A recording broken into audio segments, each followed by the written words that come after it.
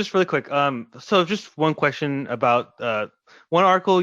I know statues and Civil War statues like the big thing when people talk about Civil War, and one of the big discussions we're having in the United States now. And I know you've written about like Reconstruction being a monument or being a national monument or something to it to kind of explain those ideas. So one question I do have is that so I was having a conversation with my family, another story. And so we were talking about statues, and I think what was happening was, I think recently not, of course, Civil War statues, all those should be taken. Other ones that continue the what's it called, the The great lost cause, cause. lost cause myth and stuff like that. But there's other statues being torn down. Like one recently that surprised me was like the statue of Abraham Lincoln and those other statues. And so once Dan told me, why they were doing it, I was like, okay, that makes sense. And so, but my family was really kind of against that idea.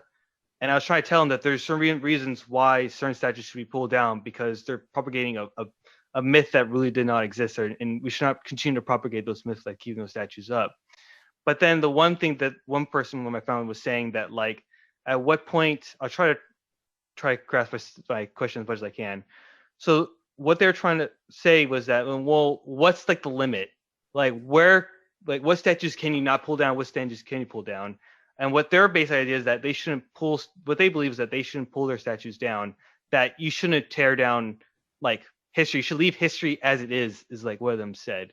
So I had my own point of view to that, but what would you say to someone who's saying that leave history as it is? Does that even make sense to you? So I think we have to understand that every act of memorialization, even the ones we like, are acts of revision, of efforts to insert an idea that's they're put up not because they're widely accepted, but because they're contested, right? And this is true, of all kinds of different statues that then later people take for granted. Richard White's got a lot about sort of how contested the memorialization of California was, of Drake's Cross and so on, of people who thought that this was ridiculous. And then once it's there, it becomes a sort of, it's a piece of the past. So it's an argument that finds a platform. So in that context, what we're doing is always in the verge of revision. Now, I do accept that there's a difference between revising by adding or building new and revising by tearing down, and that those should have very different thresholds or standards, right? It should be easier to build than to tear down. The problem is it's almost impossible to build, right? Like there's no money for it. There's no support for it. There's not, they're usually incredibly complicated processes. The decision to build the Maya Angelou statue in San Francisco was approved something like 7 or 8 years ago. Still no statue. That's when they got approved. So if you can't actually build anything new, then the question of, leave the past is very different. And that's one thing. I think you could, two, can a society define for itself what it believes, or is it a prisoner of the political decisions of a prior society? And what happens if we look at the ways that prior society made its decisions? So if Southern states disfranchised Black people, and then a political system that only whites could participate in voted to memorialize these things, are we really required to be imprisoned by that? Mm-hmm. Can we not reflect upon that? Mm-hmm. I would like, ideally, for those processes, and I've written about this in San Francisco and other places, for those processes, whether it's taking things down, renaming, which is not like taking things down. Things get renamed all the time, right? That to me seems a much lower threshold than taking things down. But for renaming, taking things down, choosing new things, that these are democratic processes, which I don't mean necessarily they all end in a popular vote, but they're inclusive, because the goal is for people to learn. Your hope is people maybe change minds in all kinds of different directions, maybe become aware of things that help them see it differently, maybe simply become aware of how other people see it. White Southerners could really only live in, sort of walking by statues of Nathan Bedford Forrest, or founder of the Ku Klux Klan, or Confederate leaders, relied upon deciding not to notice or care about the response of the Black people who lived among them. As we said at the start, the South is a place where Black and white people, not necessarily side by side, but in the same area all the time.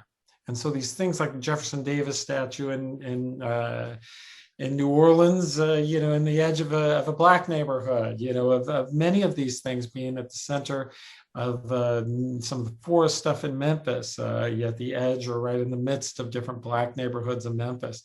What's it mean for people to experience that? And I think we have to grant their perspective some meaning.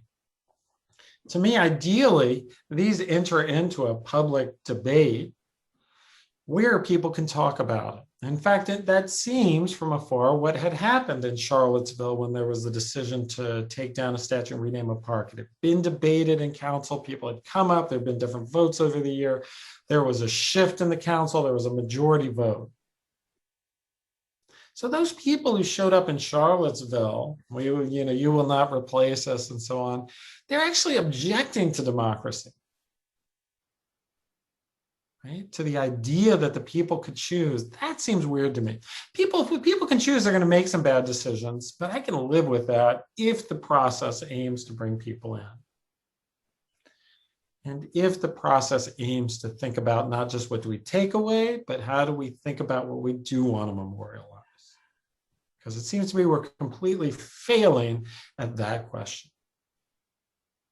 And that, to me, if you care about the past, and you're super worked up that we're failing to memorialize new things, and you have a difficulty in accepting taking down old stuff, that's not my view, but I can understand it. Yeah.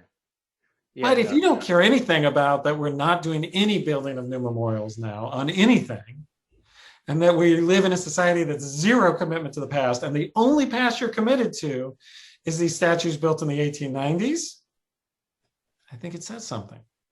That's not a commitment to the past. That's a commitment to one sliver holding everything else in chains. Now, sometimes you get a block on democracy.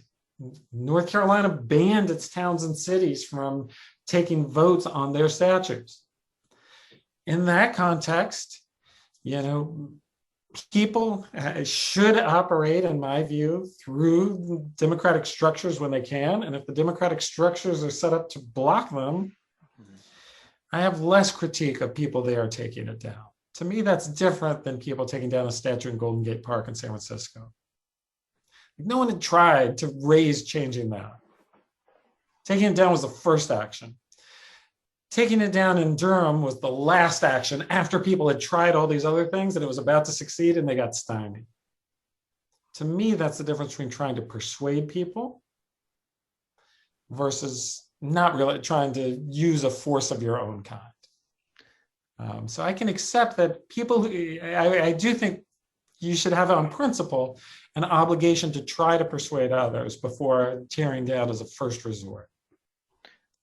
And if you're tearing down something you've never bothered to show up at a city council meeting to complain about, how committed are you actually to it?